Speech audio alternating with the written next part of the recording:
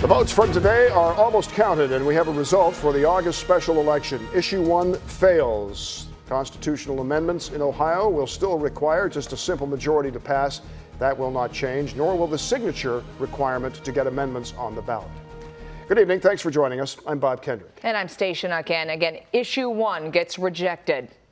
Voter turnout was huge, both early and on this day, and Ohioans have said no. We have team coverage for you tonight. Isabel Hanson with the Republicans, but we will start with Stephanie Chaynock, who is in Franklinton with the Democrats. Steph, tell us more about the reaction tonight. Well, Stacia, Bob, those in opposition of Issue 1 celebrating tonight, although those votes are still being tallied. If you look behind me, the party is over. Cleanup has just begun. And I got to say, we did see a lot of smiling faces exiting this building just about 15 minutes ago as people headed their way home. Now, right now, results from the Ohio Secretary of State's office is showing that so far a majority of Ohio voters marked no against Issue 1. Take a look at this. This was the scene here tonight. A lot more people gathering at Union Hall. Crowds against Issue 1 celebrating a little early a big win, one that they have been campaigning for a while. Those in favor of Issue 1 appear to be coming up short tonight.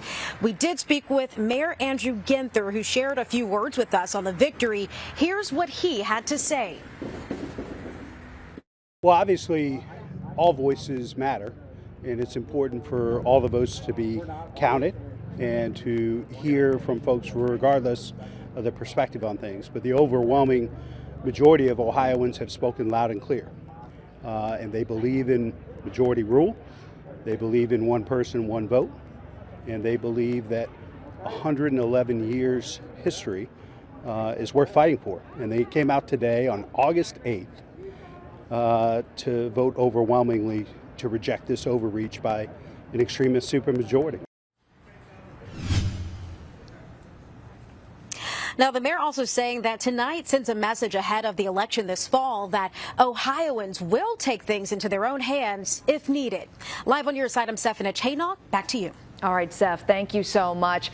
And on the other side of the aisle tonight, the GOP watch party. That's where we find our Isabel Hanson live downtown. Isabel, tell us what you heard from them tonight. Stacia, Ohio Senate President Matt Huffman says he's disappointed right now. He hosted the Republican Senate Campaign Committee watch party in Columbus tonight. We weren't allowed inside the event with lawmakers, but Huffman spoke with us about an hour ago. He tells us the issue was worth asking voters, especially considering issues on the November ballot. He says he feels the length of time of the campaign to fundraise, plan, and campaign hurt supporters of Issue 1. Here's another reason he feels they lost. There were some key folks on our side of the aisle, Republicans especially, who actively opposed this, some pretty vociferously. And then there were key Republicans who simply didn't support it, who should have been doing that also. You know, if you look at the map, it's becoming what happens in the rural areas and what's happening in the urban areas. Regardless, Ohio State Representative Jim Hoops describes the election as, quote, fair and educational. We also spoke with the president of Ohio Right for Life. He says that the way voters voted for this special election does not predict how they will react to the abortion issue on the upcoming November ballot. Now, of course, lawmakers are switching to their sights to that upcoming November election. Live on your side, I'm Isabel Hanson, ABC 6 News. Thank you, Isabella. During Fox 28 News at 10, we welcomed a couple of analysts into the studio for a live reaction to the vote.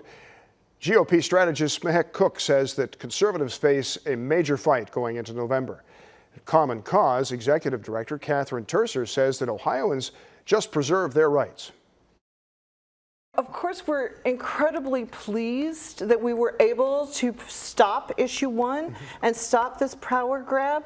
You know, the way that I look at this is Issue 1 would have diluted voter power by essentially, instituting minority rule, and it also would have made it much harder to do citizen initiatives. So it would have also diluted grassroots power. So I'm just so pleased that voters were able to see past the rhetoric and understand that these changes to the Ohio Constitution would have, in fact, diluted their rights. A lot of individuals today may have come out and voted just on a single issue of abortion, but it's way more than abortion. It's truly about parental rights, and we are under attack in Ohio. And I think Ohioans are going to continue to wake up and realize that our moral compass and our families and our small businesses and our children are being attacked by the outside groups. We want to talk about the abortion measure that will appear on the November ballot. It's called Ohio Right to Make Reproductive Decisions, including Abortion Initiative.